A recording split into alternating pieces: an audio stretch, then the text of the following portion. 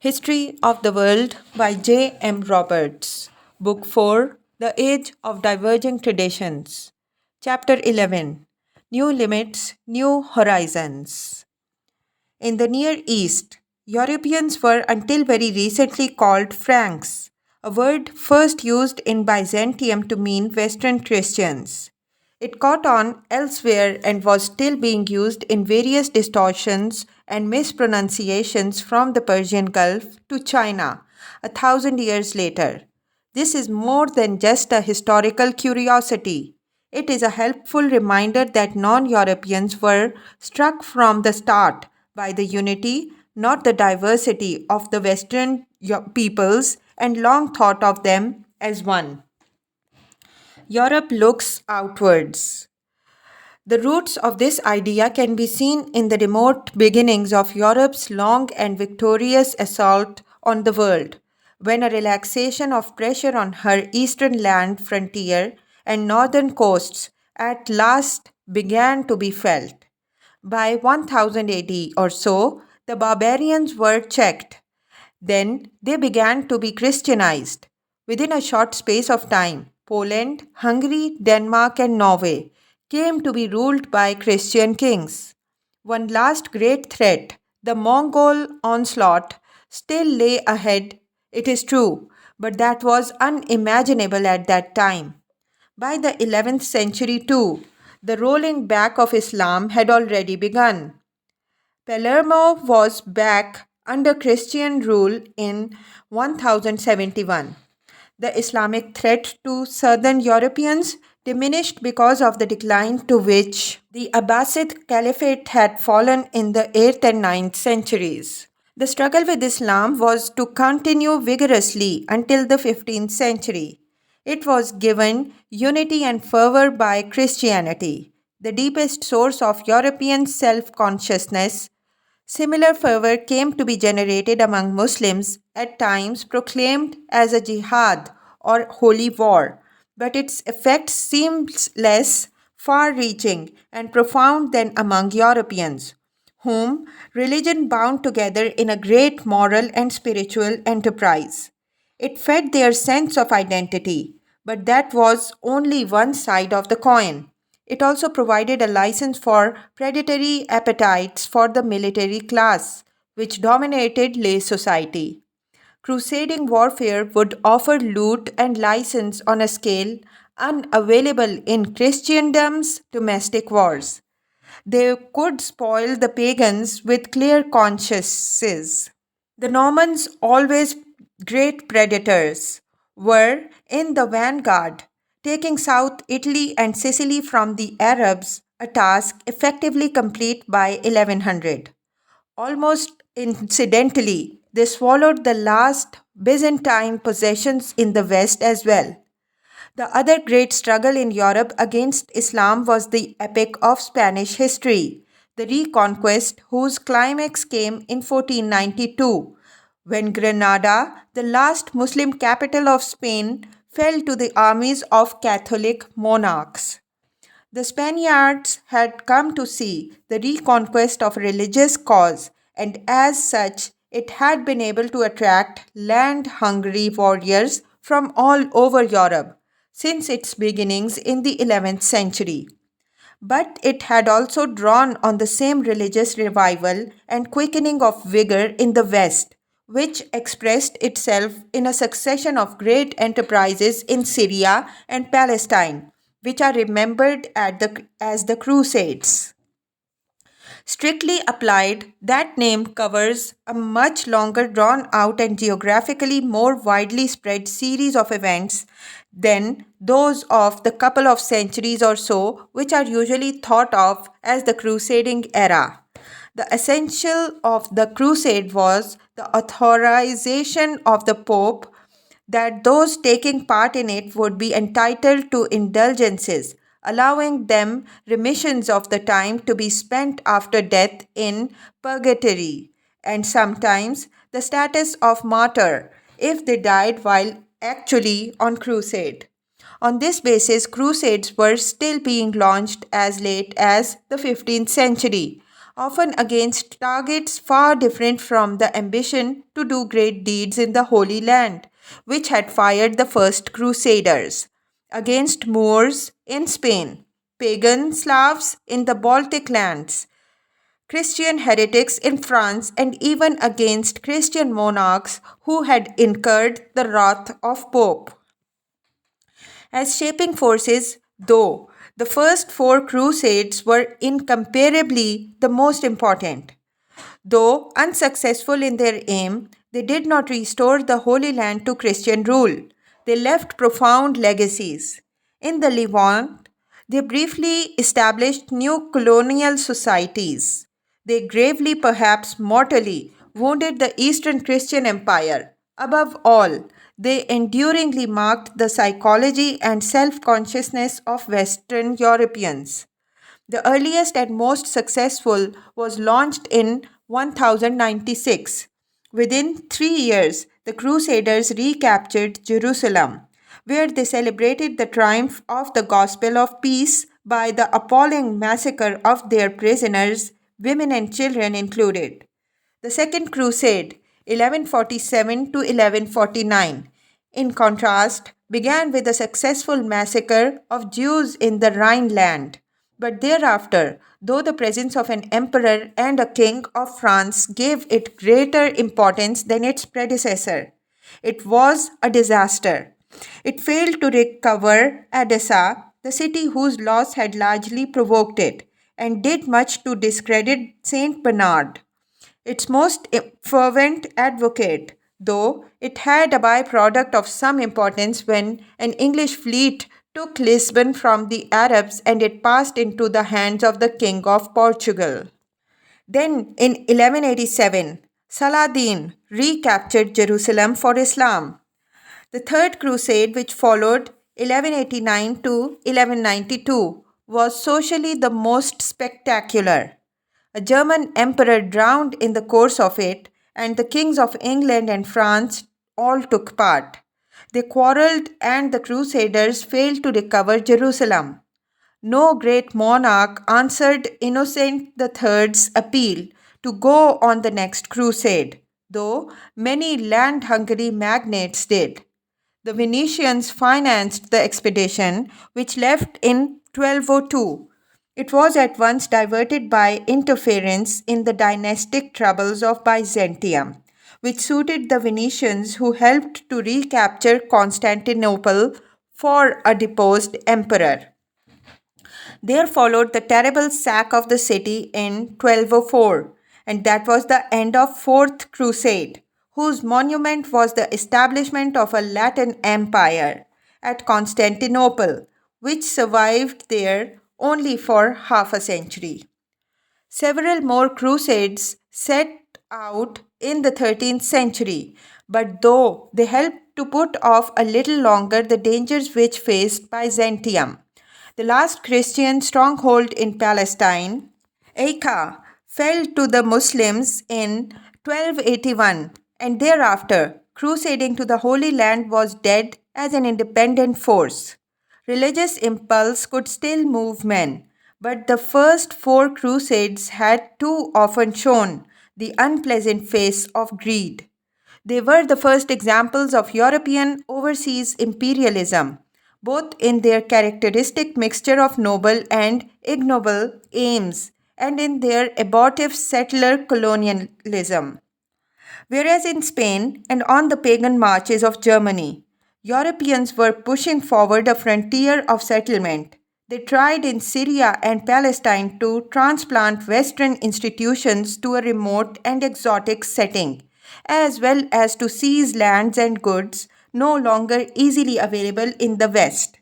They did this with clear consciences because their opponents were infidels who had by conquest installed themselves in Christianity's most sacred shrines. Christians are right, pagans are wrong, said the Song of Roland, and that probably sums up well enough the average crusader's response to any qualms about what he was doing. The brief successes of the First Crusade owed much to a passing phase of weaknesses and anarchy in Islamic world. The feeble transplants of the Frankish states and the Latin Empire of Constantinople would not last, but there were to be more enduring results. Above all, in the relations of Christianity and Islam, creating for centuries a sense of unbridgeable ideological separation between the two faiths. What one scholar had well called a flood of misrepresentation of Islam was well underway in Western Christendom early in the 12th century. Among other things, it ended the possibility of the two religions living side by side as they had sometimes done in Spain, as well as halting the corrosion of Christian culture there by Muslim learning. But the division of Christendom was embittered too by the Crusades. The sack of Constantinople had been the work of crusaders. The Crusades had a legacy, moreover, in a new temper in Western Christianity, a militant tone, and an aggressiveness which would often break out in centuries to come, when it would also be able to exploit technological superiority. In it lay the roots of a mentality which, when secularized, would power the world conquering culture of the modern era.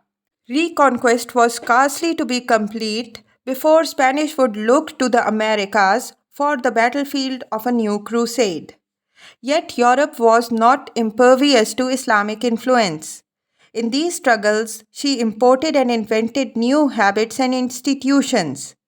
Wherever they encountered Islam, whether in the crusading lands, Sicily, or Spain, Western Europeans found things to admire. Sometimes they took up luxuries not to be found at home: silk clothes, the use of perfumes, and new dishes. One habit acquired by some crusaders was that of taking more frequent baths. This may have been unfortunate, for it added the taint of religious infidelity to a habit already discouraged in Europe, where bath houses were associated with sexual license. Cleanliness had not yet achieved its latter quasi automatic association with godliness. One institution crystallizing the militant Christianity of the High Middle Ages was the military order of knighthood. It brought together soldiers who professed vows as members of a religious order and of an accepted discipline to fight for the faith. Some of these orders became very rich, owning endowments in many countries. The Knights of St. John of Jerusalem, who are still in existence, were to be for centuries in the forefront of the battle against Islam. The Knights Templar rose to such a great power and prosperity that they were destroyed by a French king who feared them, and the Spanish military orders of Calatrava and Santiago were in the forefront of the reconquest.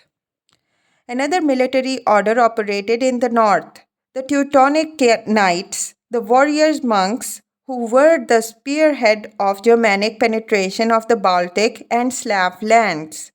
There too, missionary zeal combined with greed and the stimulus of poverty to change both the map and the culture of a whole region. The colonizing impulse, which failed in the Near East, had lasting success further north.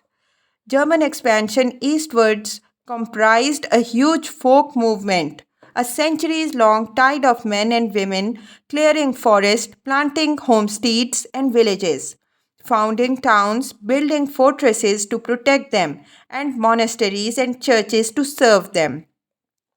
When the Crusades were over and the narrow escape from the Mongols had reminded Europe that it could still be in danger, this movement went steadily on. Out on the Prussian and Polish marches, the soldiers among whom the Teutonic Knights were outstanding provided its shield and cutting edge at the expense of the native peoples. This was the beginning of a cultural conflict between Slav and Teuton, which persisted down to the 20th century. The last time that the West threw itself into the struggle for Slav lands was in 1941. Many Germans saw Barbarossa as Hitler's attack on Russia was named in memory of a medieval emperor, as another stage in a centuries old civilizing mission in the East. In the 13th century, a Russian prince, Alexander Nevsky, Grand Duke of Novgorod, had to beat off the Teutonic Knights, as Russians were carefully reminded by a great film in 1937, at a moment when he faced the Tatars on another front. While the great expansion of the German East between 1100 and 1400 made a new economic, cultural, and racial map, it also raised yet another barrier to the union of the two Christian traditions. Papal supremacy in the West made the Catholicism of the late medieval period more uncompromising and more unacceptable than ever to orthodoxy. From the 12th century onwards, Russia was more and more separated from the West Europe by her own traditions and special historical experience. The Mongol capture of Kiev in 1240 had been a blow to Eastern Christianity, as grave as the sack of Constantinople in 1204. It also broke the princes of Muscovy. With Byzantium in decline and the Germans and Swedes on their backs, they were to pay tribute to the Mongols and their Tatar successors of the Golden Horde for centuries. This long domination by a nomadic people was another historical experiencing, sundering Russia from the West. Tatar domination had its greatest impact on the southern Russian principalities, the area where the Mongol armies had operated. A new balance within Russia appeared. Novgorod and Moscow acquired new importance after the eclipse of Kiev, though both paid tribute to the Tatars in the form of silver, recruits, and labor. Their emissaries, like other Russian princes, had to go to the Tatar capital at Sarai on the Volga and make their separate arrangements with their conquerors. It was a period of greatest dislocation and confusion in the succession patterns of the Russian states. Both Tatar policy and the struggle to survive favored those which were more despotic. The future political tradition of Russia was thus now shaped by the Tatar experience as it had been by the inheritance of imperial ideas from Byzantium. Gradually, Moscow emerged as the focus of a new centralizing trend. The process can be discerned as early as the reign of Alexander Nevsky's son, who was Prince of Muscovy. His successors had the support of the Tatars, who found them efficient tax gatherers. The church offered no resistance, and the metropolitan archbishopric was transferred from Vladimir to Moscow in the 14th century. Meanwhile, a new challenge to orthodoxy had risen in the West. A Roman Catholic but half Slav state had emerged, which was to hold Kiev for 3 centuries. This was the medieval Duchy of Lithuania, formed in 1386 in a union by marriage which incorporated the Polish kingdom and covering much of the modern Poland, Prussia, and Ukraine and Moldova.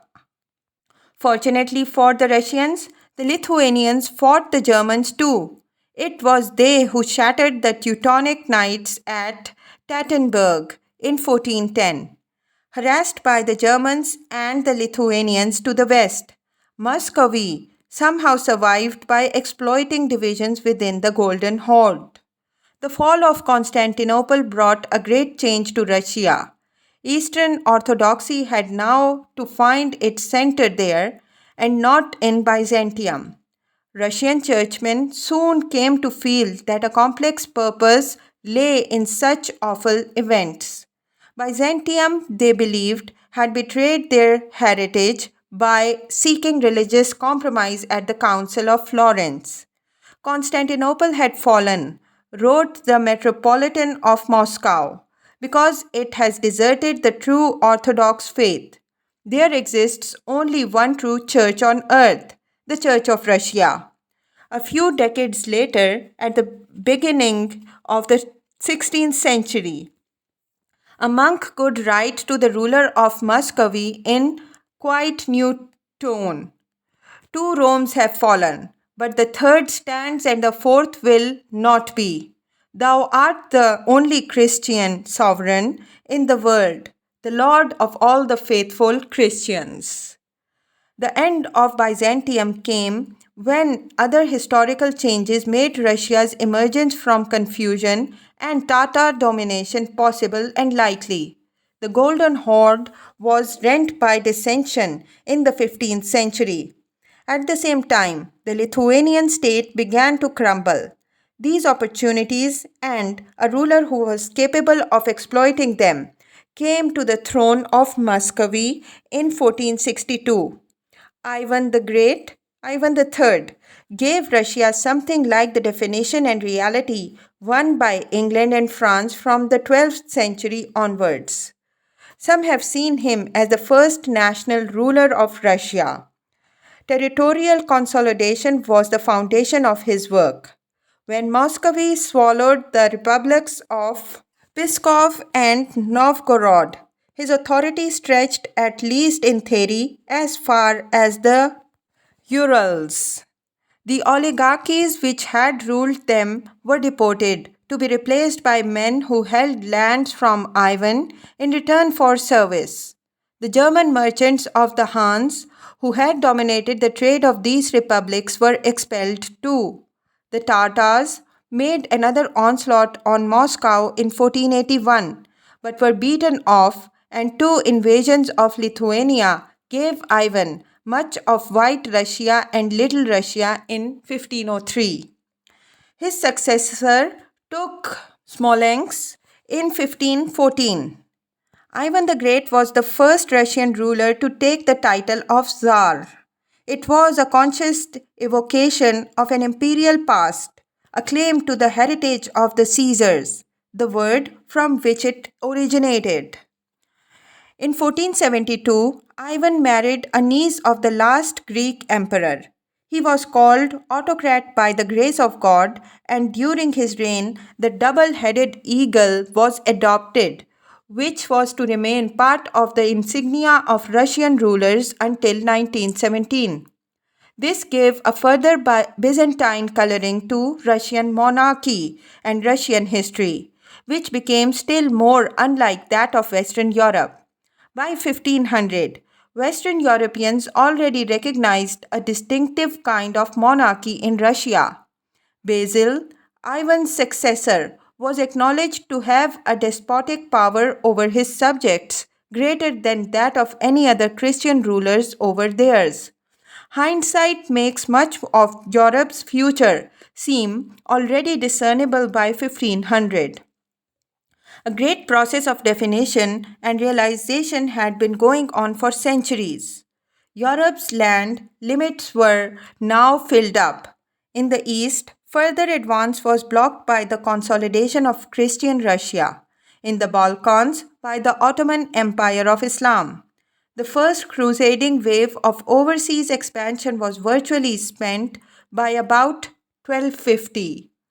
Within the onset of the Ottoman threat in the 15th century, Europe was again forced on the defensive in the eastern Mediterranean and Balkans.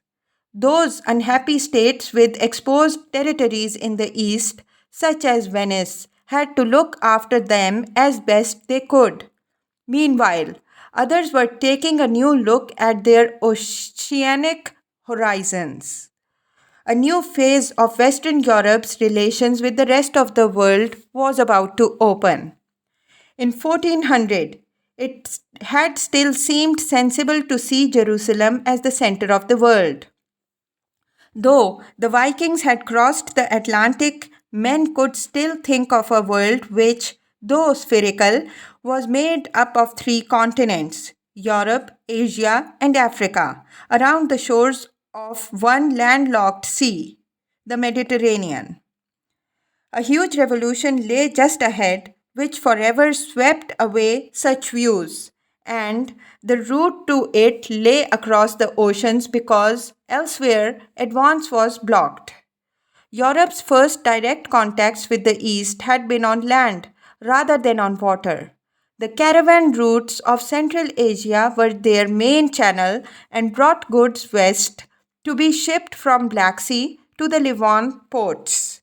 Elsewhere, ships rarely ventured far south of Morocco until the 15th century. Then, a mounting wave of maritime enterprise becomes noticeable. With it, the age of true world history was beginning. One explanation of it was the acquisition of new tools and skills. Different ships and new techniques of long range navigation were needed for oceanic sailing, and they became available from the 14th century onwards, thus making possible the great effort of exploration, which has led to the 15th century being called the Age of Reconnaissance. In ship design, there were two crucial changes. One was specific, the adoption of the stern post rudder. Though we do not know exactly when this happened, some ships had it by 1300. The other was a more gradual and complex process of improving rigging.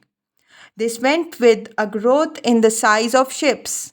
A more complex maritime trade, no doubt, spurred such developments by 1500.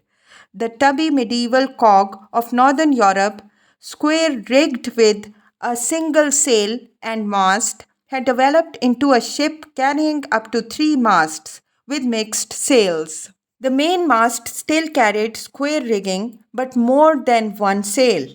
The mizzen mast had a big lateen sail, borrowed from the Mediterranean tradition. A foremast might carry more square rigged sails, but also newly invented fore and aft jib sails attached to a bowsprit. Together with the lateen sail aft, these head sails made vessels much more maneuverable. They could be sailed much closer to the wind. Once these innovations were absorbed, the design of ships which resulted was to remain essentially unchanged, though refined until the coming of the steam propulsion. Though he would have found them small and cramped, Columbus's ships would have been perfectly comprehensible machines to a 19th century clipper captain. Since they carried guns, though tiny ones, by comparison with what was to come, they would equally have been comprehensible to Nelson. By 1500, some crucial navigational developments had also taken place. The Vikings had first shown how to sail an oceanic course. They had better ships and navigational skill than anything previously available in the West. Using the pole star and the sun, whose height above the horizon in northern latitudes at midday had been computed by tables by a 10th century Irish astronomer. They had crossed the Atlantic by running along a line of latitude. Then, with the 13th century, there is evidence of two great innovations. At that time, the compass came to be commonly used in the Mediterranean. It already existed in China, but though it seems likely, it is not known if or how it was transmitted to Asia, then to the West. And in 1270, there appears the first reference to a chart, one used in a ship engaged on a crusading venture. The next 2 centuries gave birth to modern geography and exploration, spurred by the thought of commercial prizes, by missionary zeal, and diplomatic possibilities. Some princes began to subsidize research. In the 15th century, they came to employ their own cartographers and hydrographers. Foremost among these princes was the brother of the King of Portugal, Henry the Navigator, as English speaking scholars were later to call him. unsuitably, for he never navigated anything. The Portuguese had a long Atlantic coast. They were landlocked by Spain and increasingly barred from the Mediterranean trade by the experienced and armed force within which the Italians guarded it. Almost inevitably, it seems they were bound to push out into the Atlantic. They had already started to familiarize themselves with northern waters when Prince Henry began to equip and launch a series of maritime expeditions. His initiative was decisive. From a mixture of motives, he turned his countrymen southwards. Gold and pepper, it was known, were to be found in the Sahara. Perhaps, too, there was a possibility of finding an ally here to take the Turk in the flank, the legendary Prester John. Certainly, there were converts, glory, and land to be won for the cross. Henry, for all that he did so much to launch Europe on the great expansion which transformed the globe and created one world, was a medieval man to the soles of his boots. He cautiously sought papal authority and approval for his expeditions. He had gone crusading in the North Africa, taking with him a fragment of the true cross, and had taken part in the Portuguese capture of Ceuta in 1415, which ended the Islamic stranglehold on West Mediterranean sea lanes. He dominates the beginning of the Age of Discovery, whose heart was systematic government subsidized research. Yet its spirit was rooted in the world of chivalry and crusade, which had shaped Henry's thinking. He is an outstanding example of a man who wrought much more than he knew.